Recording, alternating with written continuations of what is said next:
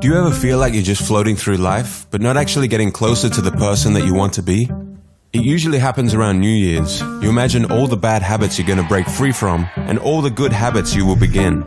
This time will be different, you say to yourself. This time I am going to do the things that I say I will. Only to end up back where you began shortly after, and no closer to what you had envisaged. So the question is, how do you break free from bad habits and make the habits you desire easier and automatic? Atomic Habits by James Clear answers all these questions. We're going to be doing a fast-paced, detailed summary of the book and dive deep into topics like habit loops, dopamine spikes, priming your environment, plus heaps more. And make sure you stick around until the end of the video where I go through step by step how I'm personally using this book to improve my own habits. I hope this summary inspires you to go out and grab a copy of the book for yourself, because this book deserves a space on everyone's bookshelf. Let's jump into it. Imagine a plane taking off and traveling from New York to Los Angeles.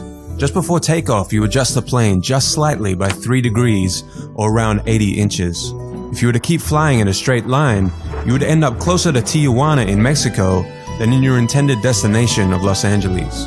And the same goes for our habits. Tiny changes in our habits can change the trajectory of our lives in ways that we can't even notice until many years into the future looking back, in both good ways and bad. You are your habits. The power of atomic habits. A slight change in your daily habits can guide your life to a very different destination. Massive action versus 1% improvements. Far too often we convince ourselves that massive success is only possible through massive action in any goal we are pursuing.